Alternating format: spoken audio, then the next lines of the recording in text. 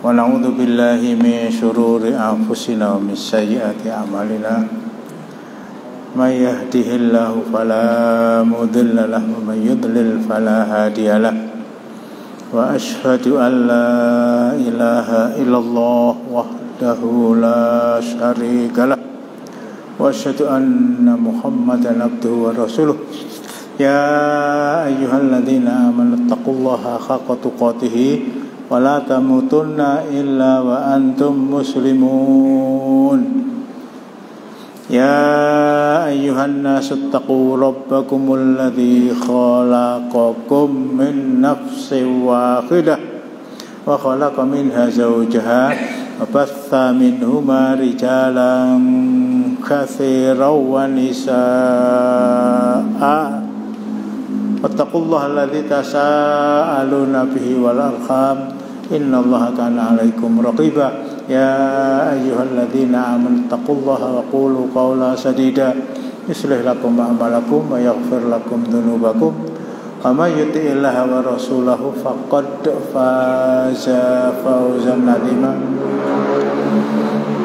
أما بعد فإن أصدق الحديث كتاب الله وخير الهدي هدي محمد صلى الله عليه وسلم وشر الأمور محدثاتها وكل محدثات بدعة وكل بدعة ضلالة وكل ضلالة في النار. Masih saya sempatkan untuk malam hari ini mengupas tentang ziaratul kubur.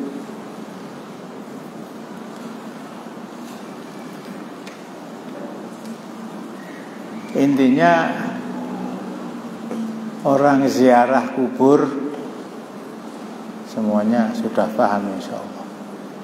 Bukan untuk minta doa kepada ingkang sumare. Jelas ini syirik. Bukan untuk minta doa kepada orang yang sudah dikubur.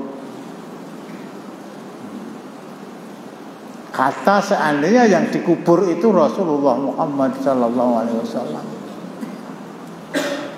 Yang pertama.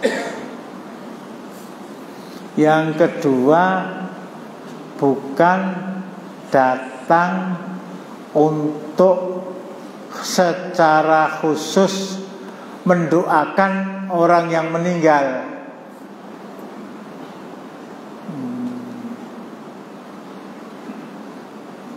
Sadranan namanya. Itu acara tahunan. Saya masih sering melihat di waktu kecil itu, di hari Jumat biasanya orang datang ke kuburan, ya, mungkin kuburan ibunya atau bapaknya, kemudian ya berdoa di sana. Bukan ada yang khusus membawa surat Yasin. Mengapa surat Yasin itu dicetak kecil? Memang disengaja oleh penerbitnya disediakan untuk mereka yang ingin ziarah kubur dan membaca surat Yasin di sana. Nyetak surat Yasin. Surat Yasin itu bagian dari Al-Quran, surat ke-36. Itu malah dosa itu. Nggak ada surat Al-Baqarah kok kecil, nggak ada ya. Surat Ali Imran, surat An-Nisa, surat Al-Maidah nggak ada. Surat Yasin. Jadi sekali lagi, bukan untuk minta doa. Yang kedua, bukan untuk secara khusus mendoakan. Bukan secara khusus mendoakan. Yang ketiga, jangan sampai beranggapan berdoa di dekat makam orang yang dicintai oleh Allah itu lebih mustajab, lebih diterima oleh Allah, lebih makbul daripada berdoa di tempat lain. La tat'alu, kemarin sudah saya bacakan. qabri aidan wala taj'alu buyutakum qabran wa sallu alayya inna salataka yuwassilu haitsu ma kuntum. Jangan kalian jadikan kuburku tempat untuk ziarahan. Oleh penguasa Saudi ditutup rapat-rapat. Tidak diperkenankan seorang pun untuk masuk ke sana.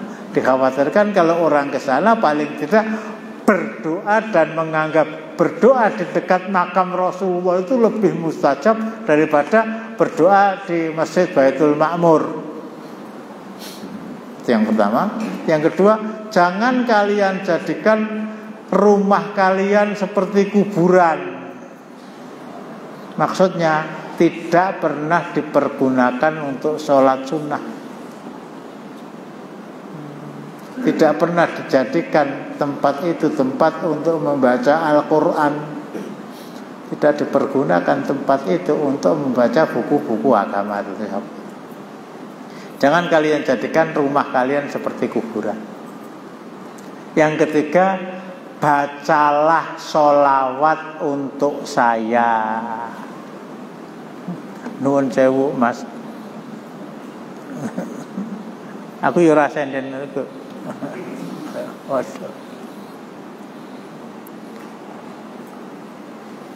Bacalah sholawat untuk saya. Tidak harus di depan kuburan beliau. Sholawat yang kalian bacakan untuk saya, Allahumma sholli ala Muhammad.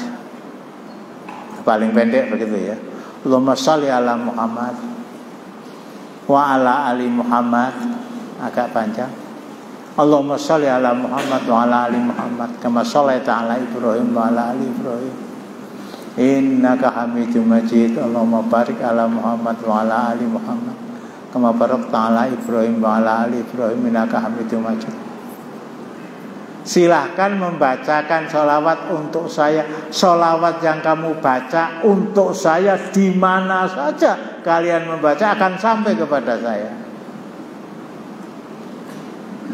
Akan sampai kepada saya. Paling tidak kita disunahkan untuk membaca sholawat untuk Rasulullah.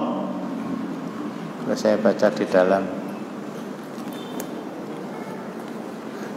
Husnul Muslim itu, Allahumma sholli wa sallim ala nabiyyina Muhammadin. Apa yang saya sebutkan pendek, Allahumma sholli ala Muhammad, silakan. Allahumma sholli ala Muhammad wa ala ali Muhammad, silakan.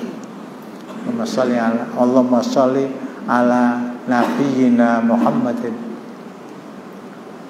Ba'da asar paling tidak 10 kali. Bukan paling tidak ya, diberi ketentuan 10 kali. Sholli wa sallim ala nabiyina Muhammad. Pada subuh diberi ketentuan 10 kali, belum dalam suasana yang lain. Jadi kalau saya angen-angen itu tidak ada manusia sejagat. Tidak ada manusia sejagat yang namanya paling banyak disebut oleh orang lain dibandingkan dengan Rasulullah.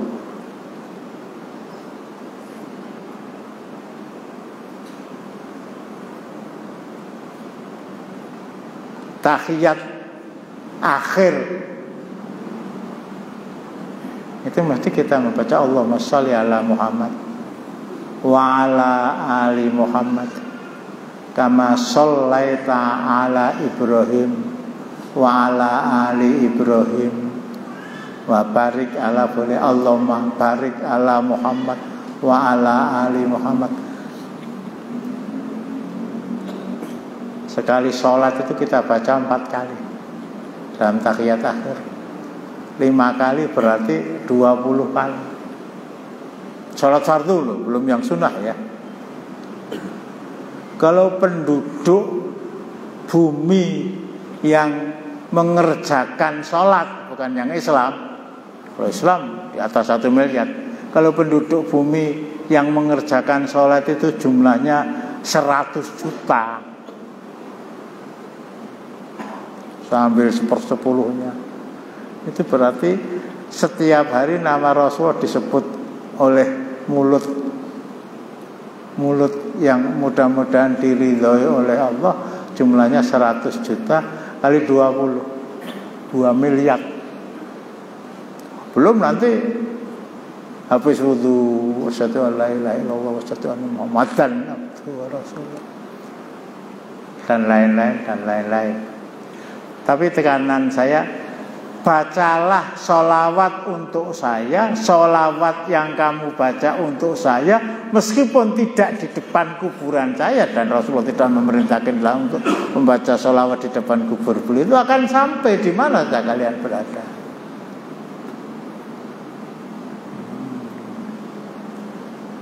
Jadi sekali lagi, ziarah kubur bukan dalam rangka minta doa ingkang sumare, bukan khusus untuk mendoakan, bukan menganggap kuburan itu sebagai tempat yang lebih didengar oleh Allah siapa saja yang berdoa. Jadi sifatnya secara umum. Maksud saya secara umum, bisa jadi kemarin saya terangkan, hati itu dalam keadaan gundah gulana, sumpek. Ya, persoalannya bermacam-macam.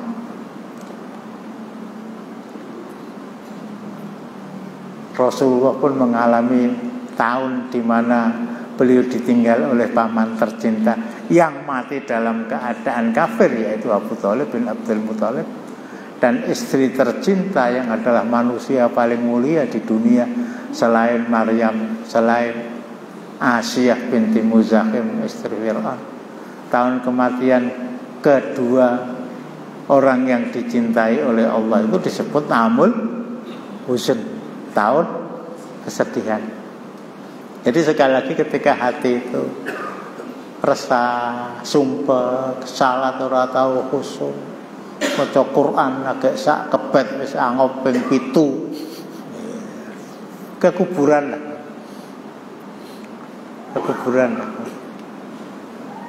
Kalau kuburan itu kuburan orang Islam,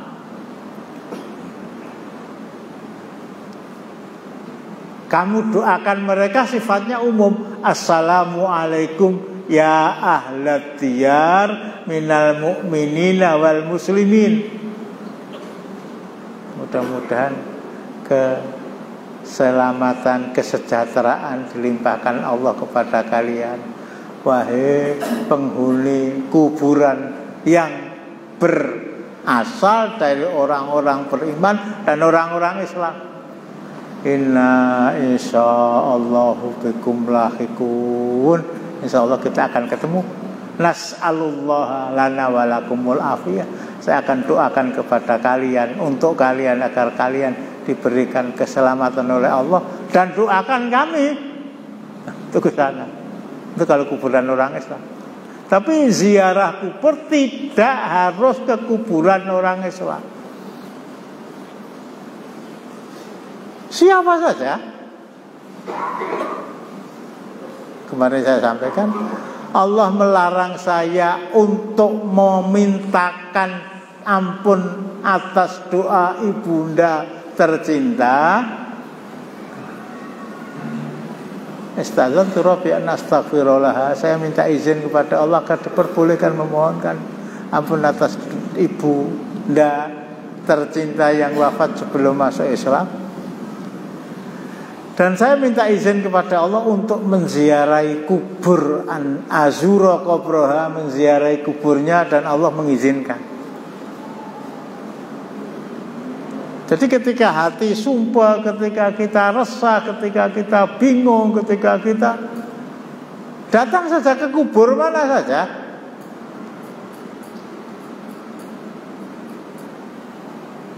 Ya kalau kuburan orang beriman kita doakan, tapi kalau bukan kuburan orang beriman ya nggak boleh kan mendoakan kan.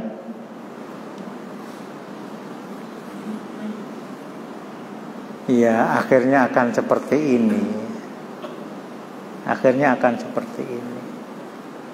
saya akan seperti ini, membujur ke utara, dihadapkan ke kiblat, nggak ada teman.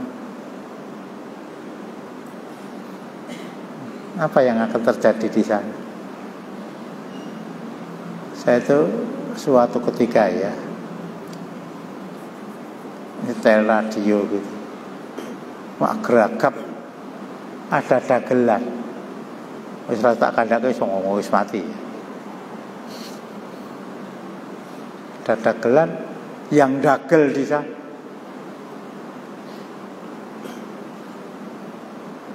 Saya itu terus lagi mak geragap. Saiki kaya ngopo wong kuwi? Ngapa? Pesan dia ketika akan meninggal, sok nek aku mati, ya namanya orang Islam ya, ngaku orang Islam ya dimandikan, dikafankan. Ketika jenazah keluar dari rumah itu diiringilah gending kodok ngorek. Rumah sana nek gending kodok ngorek ngono terus malaikate joget kok piye? Astagfirullahaladzim. Nah, saya bisa menyimpulkan.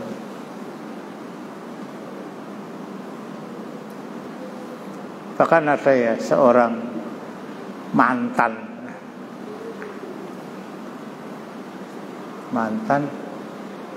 ketua Mahkamah Agung, saya nggak sebutkan, yang anaknya pernah menjadi menteri, menterinya apa nggak saya sebutkan.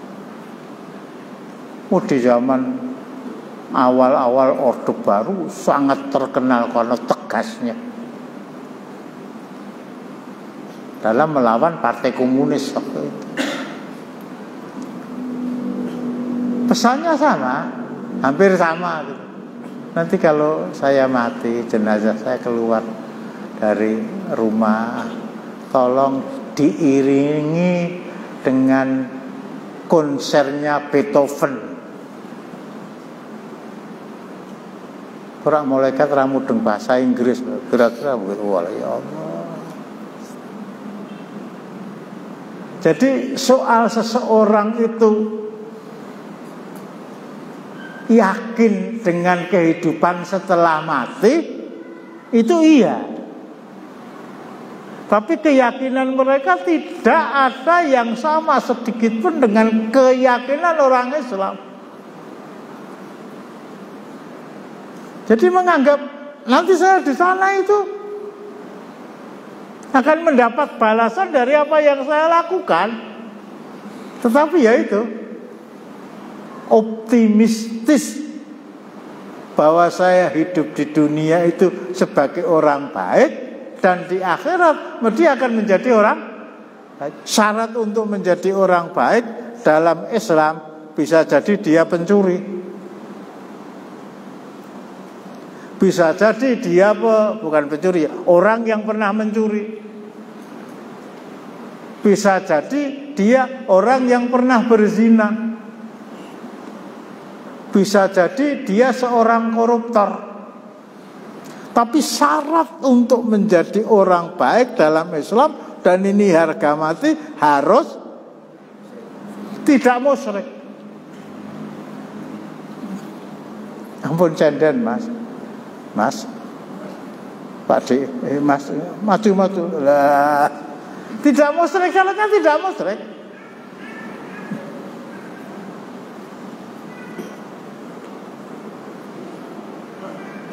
Atani Jibril, pernah saya sampaikan, wa basyaroni annahu man mata min ummatika la yusyriku billahi syai'an dakhala al-jannah. Qultu wa in zana wa in sarqa, qala wa in zana wa in sarqa. Qultu wa in zana wa in sarqa, qala wa in zana wa in sarqa. Qultu wa in zana wa in sarqa, qala wa in zana wa in sarqa. Saya baru saja kedatangan tamu, kata Rasulullah, yang tidak butuh makan, tidak butuh minum. Jibril datang kepada saya. wa basyaroni, dan membawa kabar gembira untuk saya. Apa kabar gembira itu? Sesungguhnya siapa saja dari umatmu, wahai Muhammad, wahai Rasulullah, siapa saja dari umatmu yang mati dalam keadaan tidak musyrik. Satu saja syaratnya, mati dalam keadaan tidak musyrik. Dakhalal jannah, dia masuk jannah. Mati dalam keadaan tidak musyrik, dakhalal jannah. Rasulullah bertanya, wa in zana wa in saroko, meskipun orang yang mati dalam keadaan tidak musyrik itu pernah berzina dan pernah mencuri. Dijawab oleh Jibril, wa in zana wa in saroko, meskipun orang yang tidak musyrik tadi pernah berzina, pernah mencuri. Rasulullah ulangi pertanyaan beliau yang kedua, bukan karena Rasulullah tidak paham, tetapi saya memahami ini untuk memahamkan umat dalam rangka menguatkan jawaban Jibril, diperkuat dengan pertanyaan beliau yang kedua. Wa in jana wa in saroko, pertanyaan kedua, meskipun dia pernah berzina, pernah mencuri. Iya, pernah meniduri istri orang lain, pernah mengambil harta milik orang lain. Jadi kalau saya kembangkan, meskipun dia seorang koruptor, bukan koruptor, pernah korupsi, pernah merampok.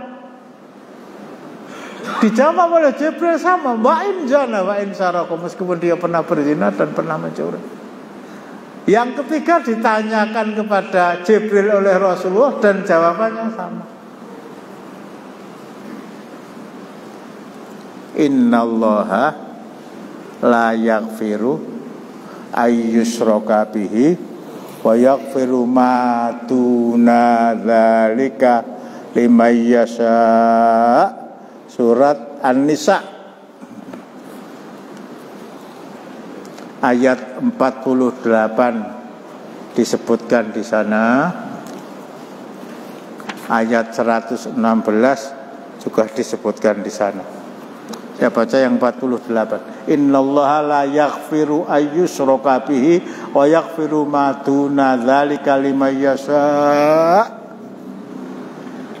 Wa may yusyrik billahi faqad iftara itsman 'azima. Tolong dibaca Abu Dzulqarnain. 48. Iya.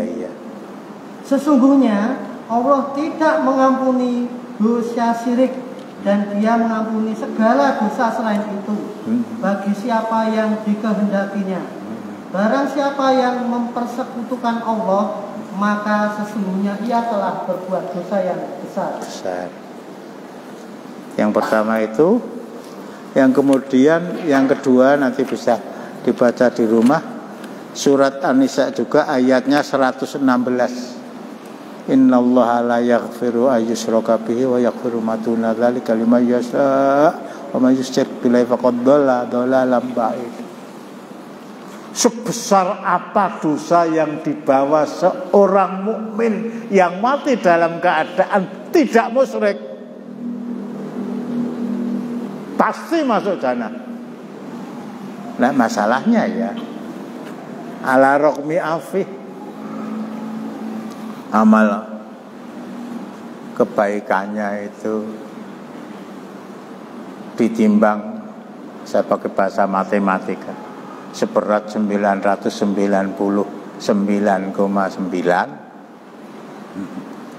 Amal kebaikannya, amal keburukannya ditimbang 1000, atau bahkan 1001.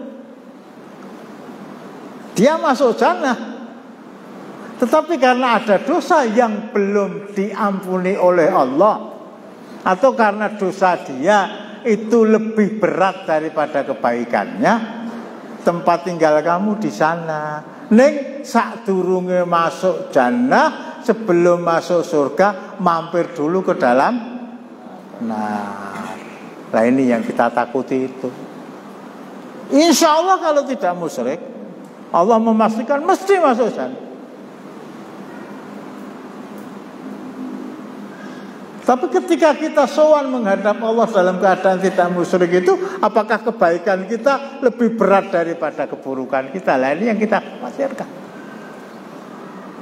Dari sana berkali-kali saya ingatkan doa yang kita baca itu Rabbana atina fid dunya hasanah. Nah, Rabbana atina fid dunya hasanah. Silahkan dipahami sendiri. Wa fil akhirati hasanah. Dan wa fil akhirati hasanah, hasanah di akhirat. Masuk jannah enggak ada. Ma ba'dad dunya darun, tidak ada tempat tinggal setelah dunia ini dikukut kecuali satu, jannah, dua nar. Kalau ada a'raf itu sementara.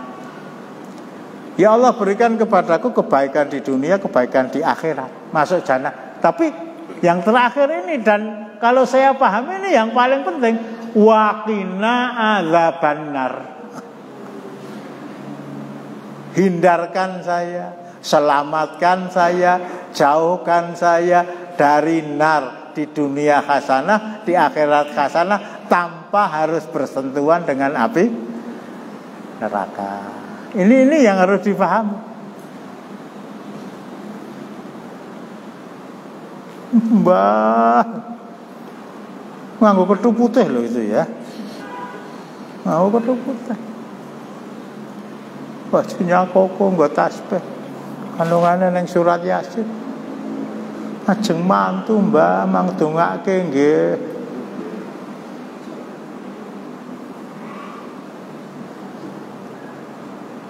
Maaf ya, saya tidak suudzon, tetapi saya juga tidak bisa untuk husnudzon. Orang yang sing adowe ya nek Solo aja ya.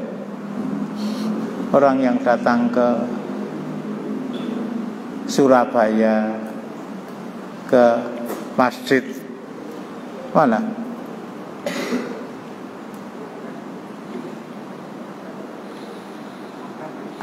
Sunan Ampel, masjid itu datang ke kuburan Sunan Ampel ya. Wali mudah-mudahan. Datang ke sana itu kalau tidak untuk memohon agar engkang sumarin doakan saya, terus ngapa? Ya kalau saya sedikit husnudzon menganggap bahwa berdoa di dekat kuburnya Sunan Ampel itu lebih mustajab dibanding dengan berdoa di lain tempat. Lah mungkin itu. Tapi itu pun husnudzon saya kecil, suudzon saya ke sana. Jeng mantu Mbah mang dongake nggih Mbah nggih. Kotake netes.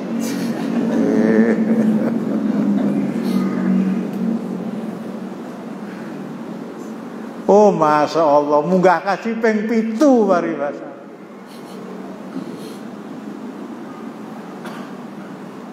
Punya pondok. Tapi kalau sudah terkena musibah seperti itu, apa tidak terkena ayat 48 dan 116 surat An-Nisa? Selesai. Yang kedua, karena tujuan ziarah kubur itu hanya sebatas, saya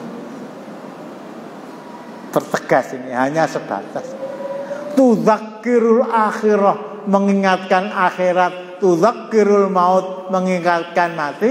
Dan yang diciptakan oleh Allah untuk mengingatkan kematian dan mengingatkan akhirat itu banyak sekali. Di masjid juga ada, di dalam Al-Quran juga ada, di dalam taklim juga ada. Dan tidak harus ke kuburan. Tapi seandainya hati itu masih sumpek, pergilah ke kuburan. Tujuannya tudzakirul akhirah, tudzakirul maut, mengingatkan akhirat, mengingatkan kematian. Mengapa harus ke Surabaya?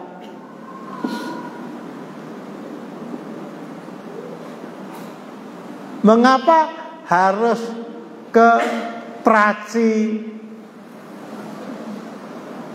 Kuburan Pajang itu Praci apa itu? Praci Maloyo. Mengapa harus ke kuburannya Kiai Sirap? Ya kalau jawabannya kuburan yang paling dekat bagi saya sebagai penduduk Solo itu memang Pracimaloyo, ya silakan. Tapi diterangkan di sini ziyaratur rijali lil kuburi biduni safarin. Ziarah kubur itu tidak harus dengan niat safar. Kalau safaran ya padha wae ya. Tak nyang Kadilangu kuburane Kalijogo, nyang Tuban kuburane Sunan Bonang nyang lah, silakan. Ke Cirebon kuburannya Sunan Gunung Jati. Seorang sahabat Rasulullah yang mungkin kurang terkenal, namanya Basrah bin Abi Basrah Al-Ghifari. Jadi satu suku dengan Abu Dzar Al-Ghifari radhiyallahu anhu. Ketemu dengan sahabat yang sangat terkenal dalam bidang hadis, terutama Abu Hurairah radhiyallahu anhu. Ketemu di jalan.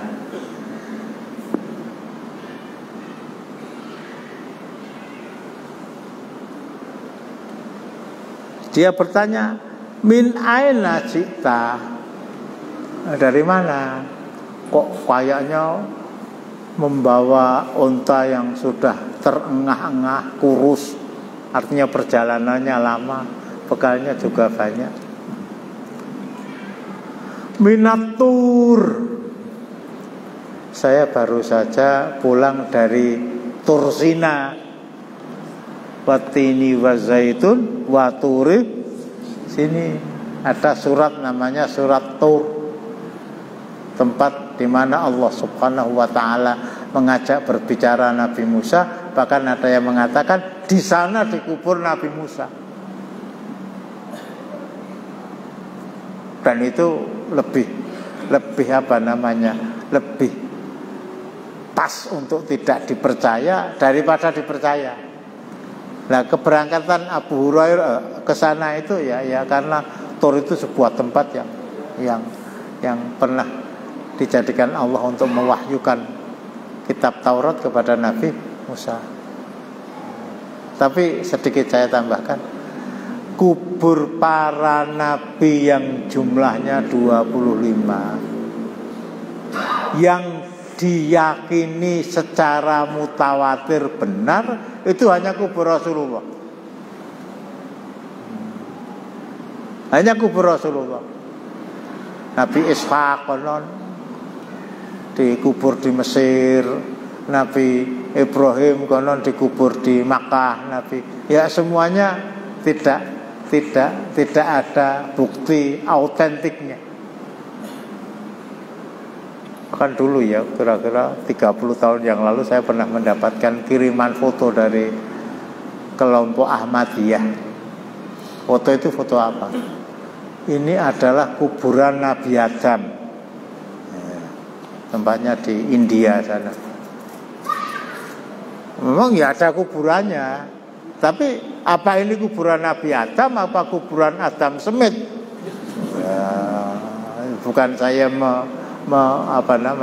merendahkan kuburan Nabi Adam, tetapi tadi saya katakan lebih pas untuk tidak dipercayai daripada dipercaya. Saya pulang dari Tursina, watini wa zaitun wa turi sini, kata Basrah bin Abi Basrah tadi, lau adrokat ka qabla an takhruja ilaihi ma kharajta ilaihi.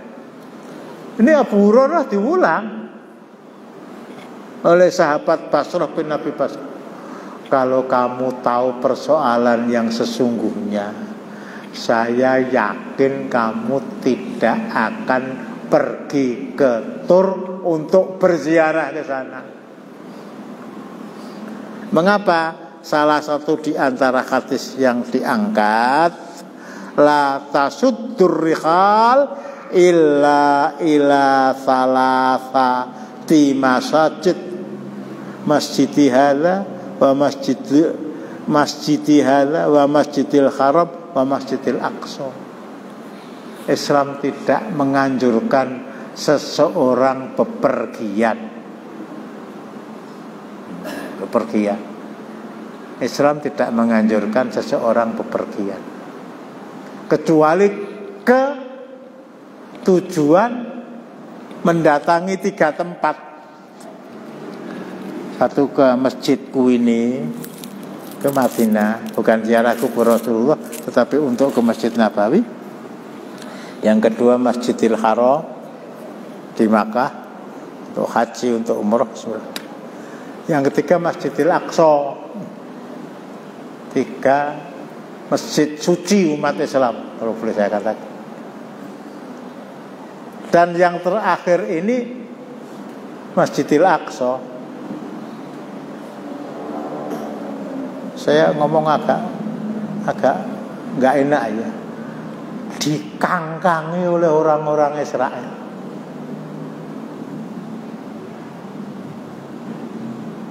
Masjid suci umat Islam dikuasai oleh orang yang walan tardo angkal Yahudu walan Nasoro hatta tattabi'a millatahum. Surat Al-Baqarah ayat 120. Orang Yahudi dan orang Nasrani itu tidak akan rela, ora lego, ora lilo, nggak akan enak makan, nggak akan enak minum, nggak akan nyenyak tidur, sehingga kamu mengikuti agama mereka. Kalau yang dikangkangi orang-orang Yahudi tadi Masjid Baitul Ma'mur ya kono. Tapi ini 3 masjid, 2 menjadi milik orang Islam dalam artian pengelolaannya 100% di tangan orang Islam. Dalam hal ini penguasa Saudi, Masjidil Aqsa tadi.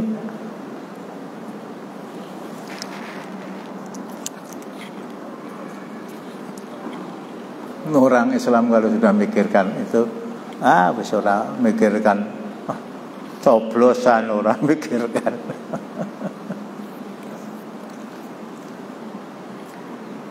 Islam tidak menganjurkan kita bepergian kecuali ke 3 tempat.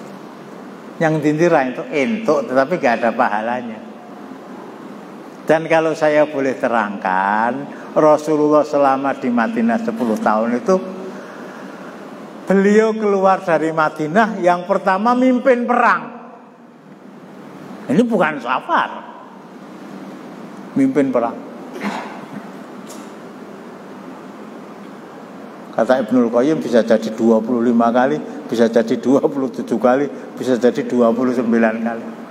Ada yang cuma sehari perang Uhud, tapi ada yang lebih dari 2 bulan perang Tabuk.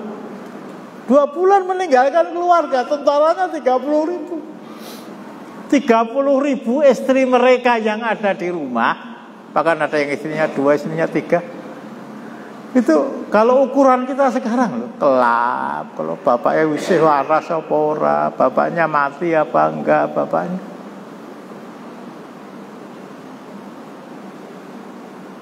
Suaminya ke Jakarta 212 itu ora iso turu kok itu ya. Kayak mangan opo ki ana. Ini safar Rasulullah yang pertama jihad, perang, iqamatuddin. Yang kedua umrah.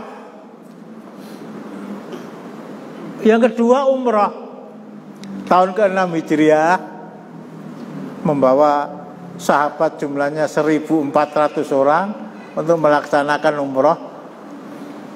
Jadi sudah memakai pakaian ihram, tetapi dilarang oleh orang-orang kafir untuk masuk tahun ini, baru diizinkan tahun depan. Di Hudaybiyah akhirnya kembali. Yang kedua. Yang ketiga umrah tahun depan tadi. Jihad, umrah gagal, umrah tahun depan. Yang keempat haji wada. Yang keempat haji wada.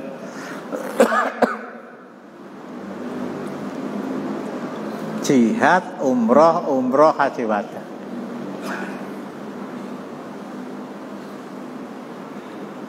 Maksud saya apa? Nggak ada itu naik kemana? Lah gitu. Bahkan istri yang usul itu, pekan depan kita rekreasi yuk. Yang endi, yang Tawangmangu. Kalau Rasulullah, istri beliau yang masih sugeng ketika beliau wafat itu 9 orang. Yo do yang Laut Merah,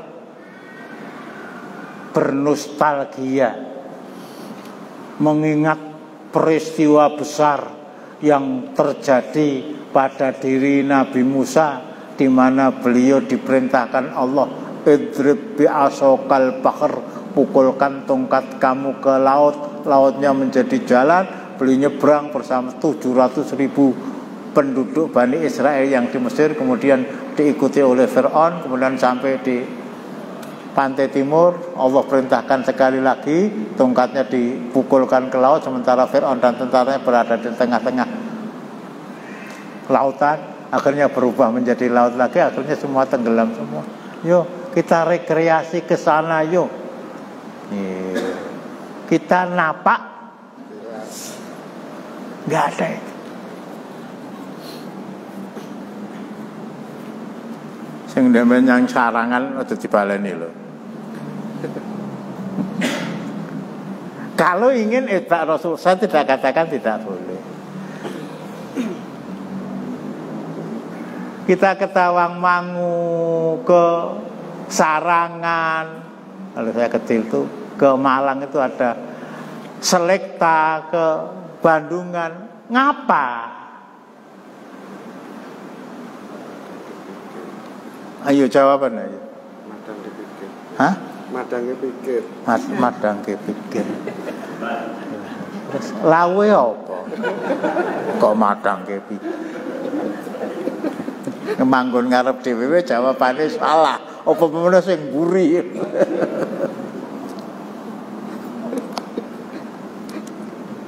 Alladzina amanu wa tatma'innu qulubuhum bi dzikrillah. Ala bi dzikrillah tatma'innul. Iso nyanyi to buati ora? Nah, madangke pikir iku 5 perkara. Mlaku-mlaku nyang Tawangmangu omahe Karang Pandan ya cedak ya. Tolong direnungi itu. Mau cari apa? Ada salah seorang teman ya sudah meninggal itu, Pak Ja'far Baraja. Kalau antum kepengin madang pikir tadi lah. Saya di rumah di Tawangmangu itu ada villa. Di Tawangmangu itu ada villa. Silakan di sana berapa hari. Tak petuk. Ya sopirnya disuruh menjemput saya, ngantarkan ke sana. Ngono-ngono pirang dino, ya dipethuk meneh, gratis. Nah terus arep ngopo lah. Wis mesti nama saya juga pernah apa namanya? Diajak ke villanya itu, masjidnya kira-kira 1 kilo. Kira-kira terus nek aku nek kono 3 dino ki, 3 dino ora subuhan itu ya. 3 dino ora subuhan. Belum nanti zuhurnya, belum nanti asarnya, belum nanti. Lah terus arep ngopo? Mentulu ngono ben padang.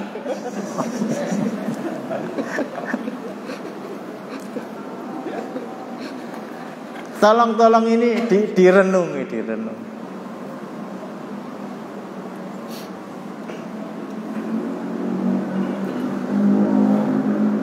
Jihad, umroh, haji wada. Yuk yang Laut Merah, indah betul suasananya. Bahkan konon sekarang orang di Laut Merah itu bisa melihat pahanya perempuan. Karena oleh penguasa Saudi diperbolehkan perempuan untuk bersantai-santai di tepi pantai.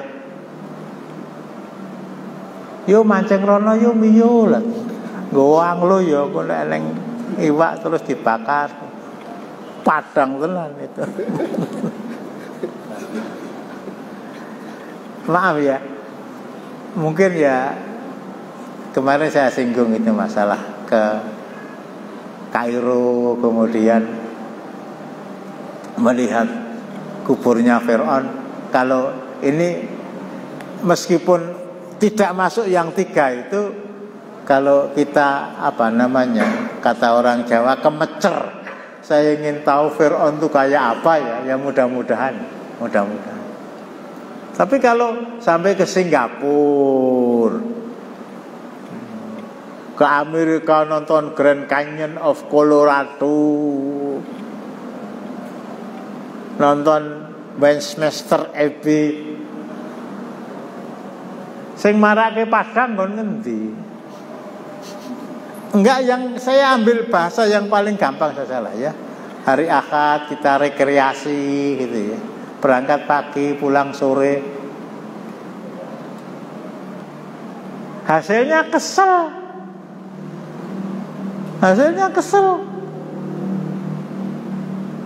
Belum nanti jangan-jangan biasanya qiyamul lail dan tidak qiyamul lail. Ngapa? Mata kita tertutup oleh zina mata kita ketika kita berada di tempat rekreasi tadi.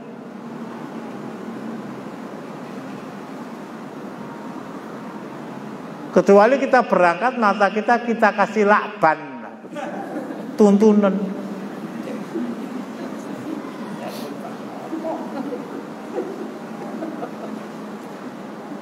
Tombu ati iku 5 warnane iki nyang tawang mangu ngangen-nangen sak. Enggak ada itu.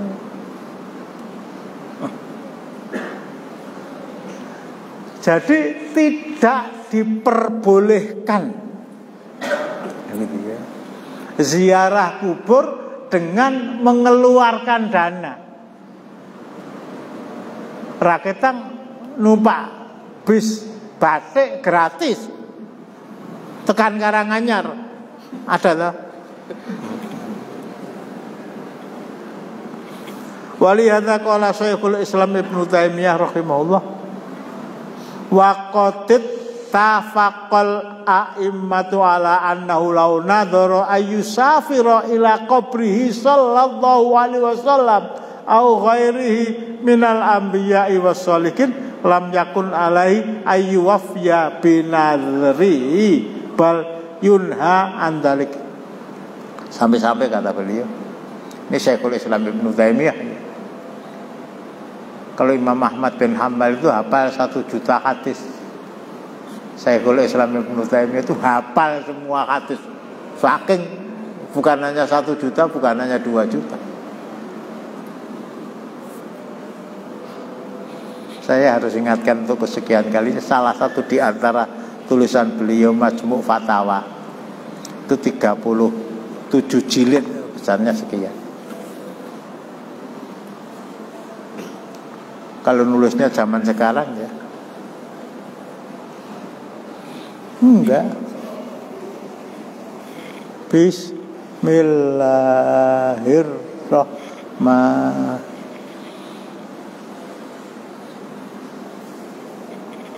Apa kata beliau? Launazaro, kalau seseorang bernazar,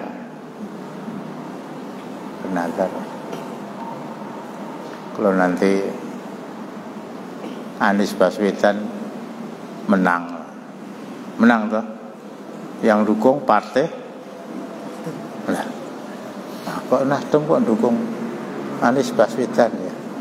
Wis rasa dirumpuk ndalah tekan-tekan.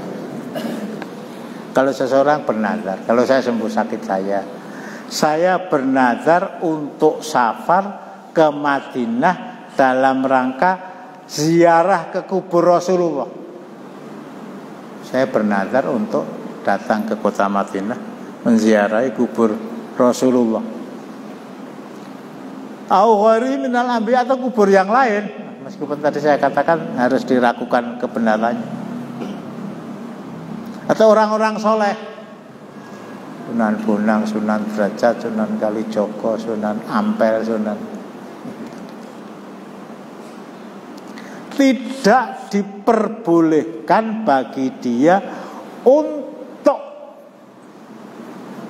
melaksanakan nazarnya tadi, bal yunhan, tetapi dilarang.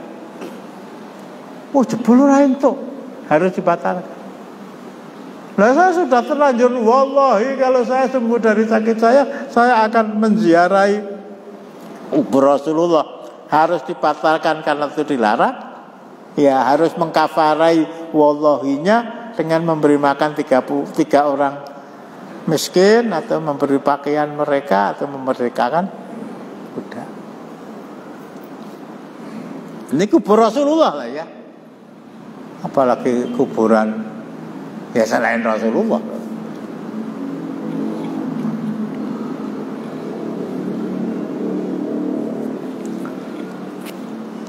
Kepada Abu Hurairah tadi diingatkan, kenapa kamu belum mendengar sabda Rasulullah?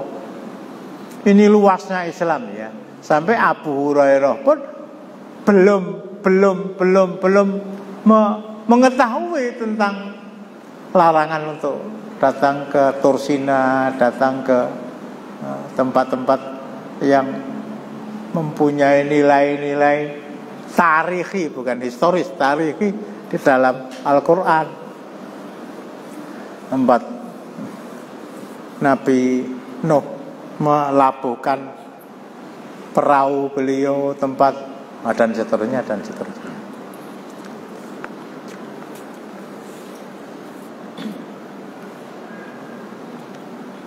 Jadi safar yang ada nilai Islamnya, safar yang dicatat sebagai ibadah. Masjidku, Masjid Nabawi, Masjidil Haram, dan Masjidil Aqsa. Cuma yang terakhir ini, Masya Allah. Saya kalau suudzon, sekali lagi saya bicara suudzon, sudah nggak ada yang mikirkan lagi. Sudah nggak ada yang mikirkan lagi Masjidil Aqsa. Saya pernah menyampaikan khutbah kira-kira 15 tahun yang lalu. Kalau seorang laki-laki itu mempunyai istri 3, gambaran dari Masjid Nabawi, Masjidil Haram, dan Masjidil Aqsa. Istri yang ketiga itu dizinai di depan mata dia, dan dia tidak bisa berbuat apa-apa. Ini istri kamu, ini garwa kamu, sigaran nyawa kamu. Saya perkosa, kata orang Israel. Ayo arep apa kowe? Ini kalau saya gambarkan seperti itu, dalam rangka ya setidak-tidaknya sedikit menggugah. Ini masjid suci kan? Subhanalladzi asra bi 'abdihi lailam minal masjidil harami ilal masjidil aqsa alladzi barakna haulahu linuriyahu min ayatina. Surat Al-Isra, surat Bani Israil, ayat pertama. Disebut oleh Allah. Oh, kalau seorang laki-laki sejati, rawe-rawe rantas, malang-malang putuh, tak rewangi wutaing ludira, uncating nyawa, dalam rangka menjaga ke laki-lakian saya terhadap orang lain yang itu di depan mata dia kok.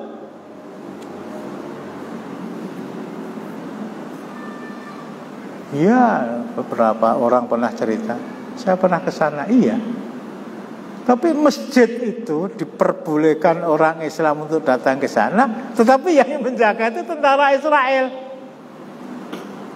Anda masuk boleh, tentu diperiksa secara ketat.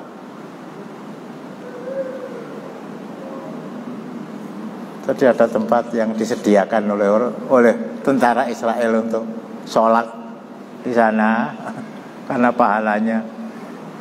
Salah satu di antara riwayat sama dengan pahala orang sholat di Masjid Nabawi. Tapi ada tempat yang disediakan oleh tentara Israel bagi orang-orang Barat. Masuk ke sana pakai celana pendek, masuk ke sana nganggo kotang, foto-fotonan.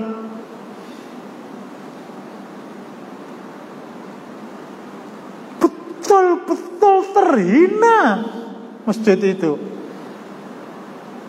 Dan lebih terhina lagi orang yang oleh Allah diberi amanah untuk memakmurkan masjid tadi.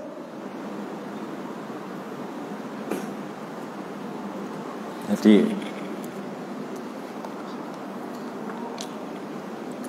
kali itu orientasi kita ya. Itu orientasi kita. Umar bin Khattab pun begitu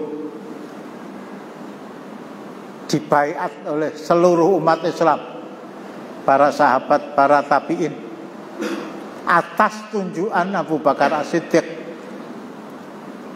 yang menggantikan saya kalau saya meninggal, kamu, jangan saya.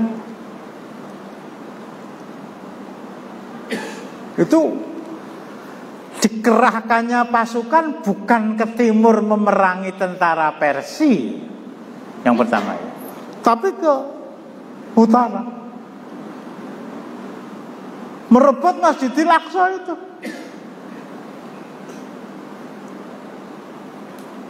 Merebut Masjidil Aqsa. Baru setelah itu pasukan dikerahkan ke timur memerangi tentara Persia. Umar bin Khattab. Dan sekarang ya itulah yang terjadi. Tapi sekali lagi saya ingatkan, apalagi akhwat ya, apalagi akhwat, nanti akan saya terangkan. Saudah binti Zam'ah, istri kedua Rasulullah setelah Khadijah wafat. Rasulullah wafat, datang ya 1.001 orang ya. Kalau saya pernah sampaikan, begitu Rasulullah wafat, yang pertama kali memproklamirkan diri, saya Abdurrahman bin Auf yang menanggung semua kebutuhan istri-istri beliau yang jumlahnya 9 orang dan budak-budak beliau yang lain. Abdurrahman bin Auf. Nah, di antara yang ditawarkan oleh para sahabat kepada Saudah binti Zam'ah dan Zainab binti Jahsh, kalau ibu ya Ummul Mukminin ingin melaksanakan haji, kami yang akan memfasilitasi semua kebutuhan sejak berangkat sampai pulang. Haji yang diperintahkan Rasulullah kepada saya itu haji yang pertama itu. Sudah itu saya diperintahkan untuk tetap di rumah. Ditolak itu. Wah, ini aku senang banget itu ya. Gratis tuh. Orang lain harus nunggu 20 tahun, saya langsung berangkat ya. Itu meninggalkan kota Madinah dan tidak dilarang dalam melaksanakan haji, tapi haji yang kedua hukumnya sunnah. Sementara Rasulullah telah mewajibkan saya untuk tetap tinggal di rumah. Jadi kalau kepada yang di depan saya ingatkan, mau apa? Tadi apa?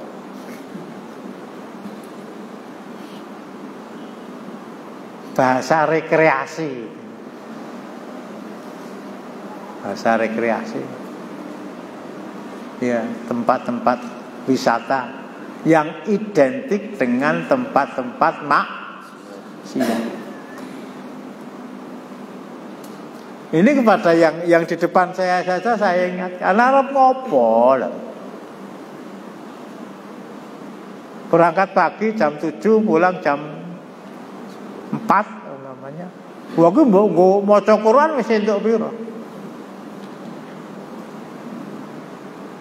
Tapi kalau keluar dari rumah ora usah tekan Tawangmangu ya. Yang Juruk Bonpin itu loh. Yang waduk Tengklik. Coba cateten mripatku zina ping pira ya.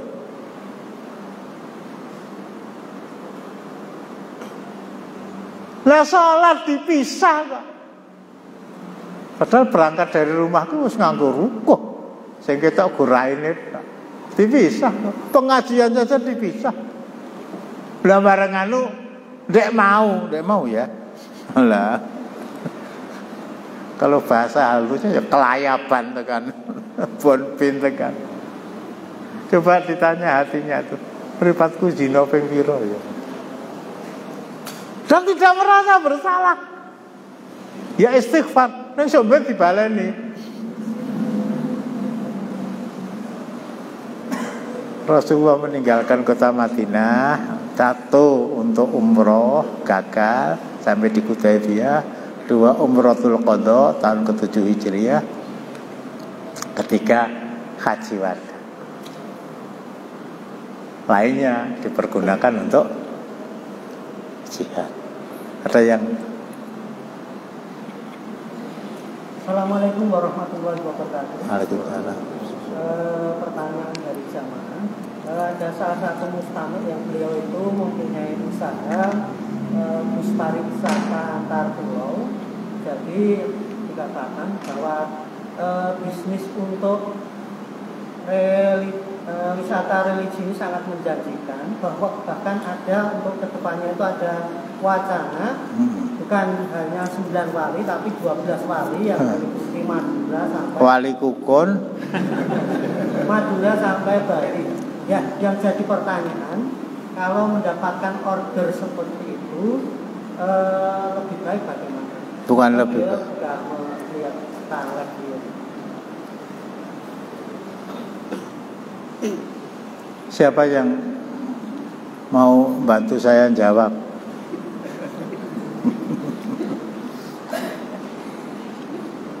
Jadi saya pernah baca tanya jawab dalam sebuah majalah itu. Saya itu orang yang mempunyai mobil, kemudian ada yang nyewa, disewakan lah ya, diantarkan. Ternyata untuk mendatangi seorang dukun. Coba wani jawab, boleh apa enggak? Dijawab jelas tidak. Tidak.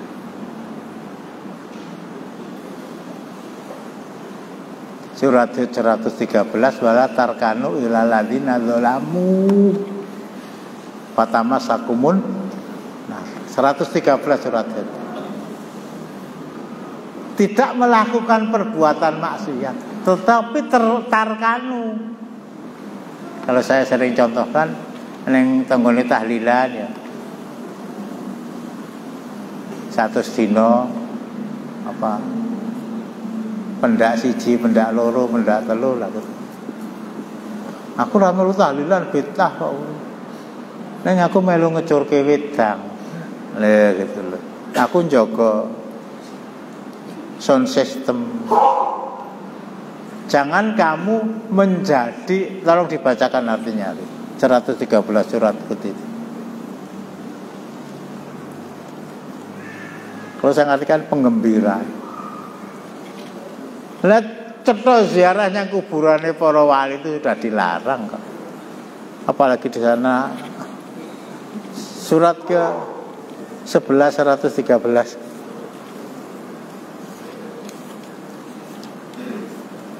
Dan sesungguhnya dan janganlah 113. Dan janganlah kamu cenderung kepada orang-orang yang zalim, yang menyebabkan kamu disentuh api neraka. Kamu nggak berbuat zalim, cuma cenderung. Arab ziarah neng kuburannya Sunan Ampel, kamu nyediakan bis, tur dibayar, tur menjanjikan. Wis rasa terus gitu. Jadi terus event Biar lebih mantap bionya gitu lah, sudah sangat jauh. Sebetulnya istafti qalbak begitu ya.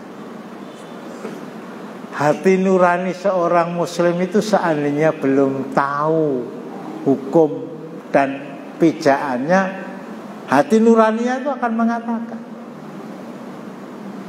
kok dikon nyanggone para wali lah. Soal wali ya kita hormati lah ya, mereka membawa Islam ke Jawa. Kemudian datang ke sana ki arep ngopo lah. Itu hati nuraninya bisa menjawab. Hati nuraninya bisa menjawab. Artinya apa? Ya jelas. Datang ke sana saja sudah tidak boleh karena membiayai kepergian dia untuk ziarah kubur dengan safar, apalagi di sana berdoa, apalagi di sana mendoakan, apalagi di sana minta doa wes toh. Ya Bapak, wah, ngejak melarat ya terserah lah. Ini masalahnya tinggal bagaimana hati itu tergugah. Sedikit ya 1 menit saya pernah menerangkan masalah besarnya dosa orang yang berhubungan dengan bank. Dirhamun riba ya'kuluhu ar-rajulu wa ya'lamu asatu min sitti wa thalathina zi'ani, atau uang 1 dirham. 1 dirham itu kira-kira 400.000 rupiah, yang adalah uang riba, yang orang tahu itu riba kemudian dia makan, dosanya mengalahkan orang berzina 36 kali. Nah, terangkan ya bukan karena saya yang menerangkan ya. Nabi Nuh yang menerangkan pun kalau orang tidak mau menerima ya tetap kafir, kata anaknya sendiri, kata istrinya sendiri.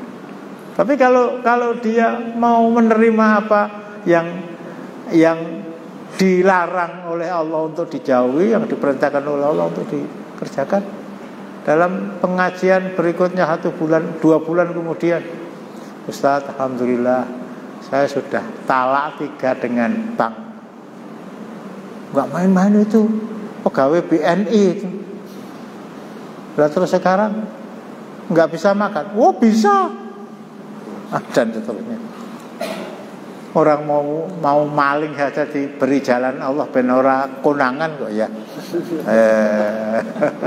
Orang korupsi pun juga ben ora konangan. Apalagi kalau orang ingin baik, masa Allah tidak mau tahu kepada yang bersangkutan.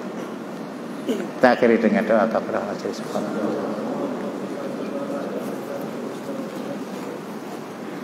Ini masih sekali lagi saya rencanakan 2 materi selesai, tapi yang 1 belum. Insya Allah pekan depan.